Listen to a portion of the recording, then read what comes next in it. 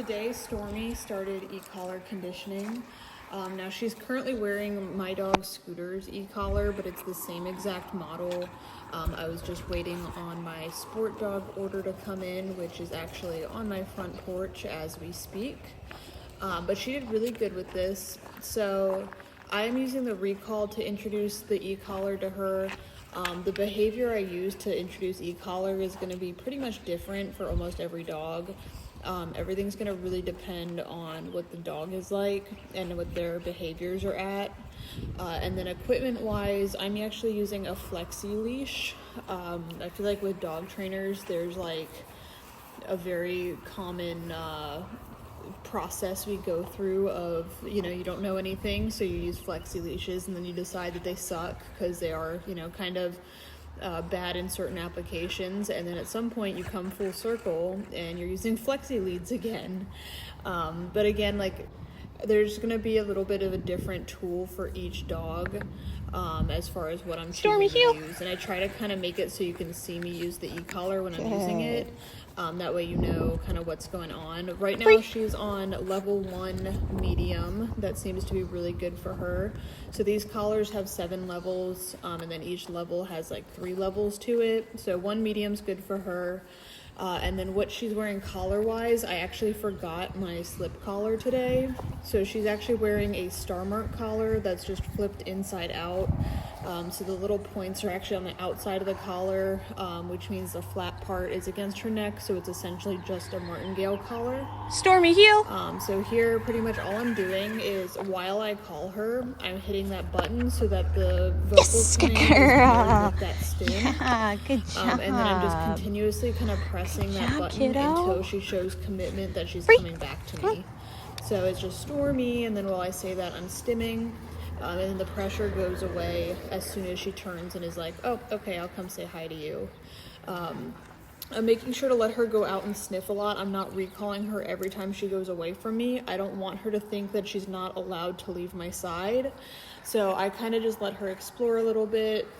She got tons of, fun times to sniff and things, and then just randomly I'll call her back to me. Now, if she's scared of something, like you'll see later on in the video, she was kind of scared of this like weight sled thing. I'm not going to recall her off of that. I want her to feel comfortable exploring things she isn't sure about, especially since she's what I would kind of consider more of a soft dog. I don't want to recall her off of anything she's scared of. I'm just going to recall her when she's regularly sniffing. So we're just doing the same thing again. This time she's got a little bit more interesting of a smell going on. So I'm switching up to 1 high. And you can see it's not a big deal when we're moving up levels. We're just going to have to adjust for each dog. We kind of adjust to whatever they're doing. So sometimes, the smell is better than whatever pressure you're giving them. So you just move up a little bit. And it's not like a dramatic change. You didn't see her jump or yelp or flip upside down or anything like that. It's just that subtle increase in pressure to match the situation. Imagine like if you're sitting next to me and I tap on your shoulder, you're going to notice that pretty easily. But if you're on a roller coaster and I tap your shoulder, you're probably not going to feel it. I'm going to have to kind of like shake your shoulder to really get you to like feel that pressure and look at me. So the same thing's going to go with the dogs. When they're chasing butterflies or rabbits or anything like that, we're going to be ready to move those levels up to match where the dog is at distraction wise. Tomorrow, I'm probably going to start adding the e-collar into the heel. And here's that weight sled I was talking about. You can see she's really not super sure of it, so I'm just letting her take time and explore it. I don't want her to think that that's a bad thing, her exploring. But I'll probably add the e-collar into the heel tomorrow because she is pretty strong in that heel. And I think what I saw today as far as the recall goes, we did about like 4 or 5 sessions like this. She's doing phenomenal with it, so we should move through this conditioning phase pretty quickly, and then we'll be actually using the e-collar realistically. There she kind of came back to my side, got distracted and started wandering off again, so I turned that pressure back on and corrected her.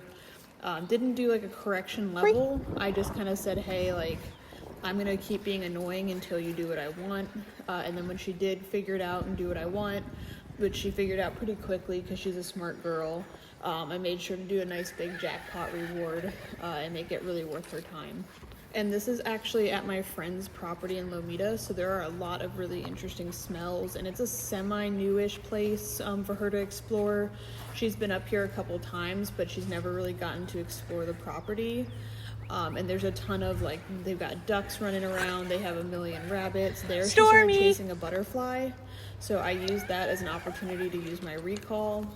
Yes, Anytime good girl. I can use realistic situations, like she's kind of going after something, I'm going to use it. So I really heavily rewarded that one because she was fully, you know, in prey drive, ready to go get the butterfly.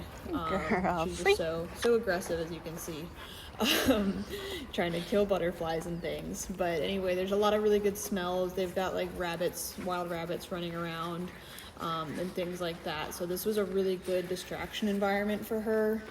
And really great kind of leeway into us going to more advanced places like public parks and things like that. So this will be a really nice stepping stone for her. Recently, she has switched to eating Inukshuk Marine 25. So she's still working for her regular kibble, but I've just started to slowly mix that Marine 25 formula into the regular kibble so that she doesn't have any sort of like upset stomach problems or anything like that. And she seems to be liking it a lot. She's a pretty food-motivated dog by nature, but she seems to get pretty pumped for that marine food. It's very fishy, so most of the dogs really like it. So she's very excited about that. Stormie. We're just doing a couple more recalls, and then we should probably be ending the session here soon. I make sure to end the session on a really good note, really high reward, like here. Good We're job. just super jackpotting it to make it a memorable experience.